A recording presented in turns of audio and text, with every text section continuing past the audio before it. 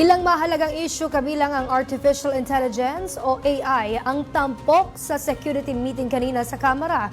Nagsimula na rin siyang magpadala ng imbitasyon para sa mga bisita sa nalalapit na State of the Nation Address o SONA ni Pangulong Marcos Jr. Kumuha tayo ng detalye kay Earl Tobias live mula sa Batasang Pambansa. Earl! Princess, mismo si House Secretary General Reginald Velasco nga ang nagsabi sa atin na itong AI-generated contents ang pinaghahandaan nila at nagiging sentro ng kanilang mga security meetings.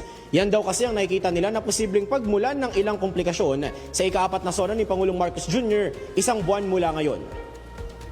Yan ay para tiyakin daw na hindi na maulit ang malisyosong insidente noon na ilang oras bago ang SONA ng Pangulo, isang deepfake video ang kumalat para pagmukaing nagdodroga ang presidente. Kabilang na rin sa pinaghahandaan nila ang AI interference kung saan baka live daw na manipulahin ang mensahe ng Pangulo habang ito ay naka-broadcast. Kanina, nag-ikot rin ang Presidential Security Command upang matiyak ang kaligtasan hindi lamang ng Pangulo kundi para na rin sa mahigit 2,000 bisita na inaasahang dadalo sa SONA.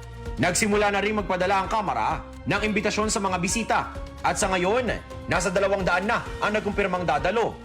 Bukod tanging si Vice President Sara Duterte pa lang daw ang tumanggi sa imbitasyon ng Kamara.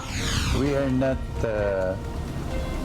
excluding the possibility that she will attend, no? So there'll be a seat for her reserved at the center of the gallery, no? The VIP gallery.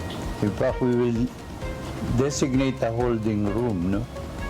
For our Vice President and her staff, as we have done in the past.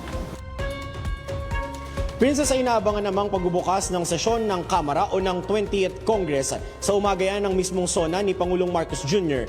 Isa sa inaantabayanan ay itong paghahalal ng bagong speaker ng Kamara. Pero kanina kinumpirma rin sa atin ni Sec. Gen. Velasco na meron niyang manifesto of support galing dito sa 285 na mga kongresista na nagsasabing sumusuporta sila na si House Speaker Martin Romualdez pa rin ang maging leader ng Kamara sa 20th Congress.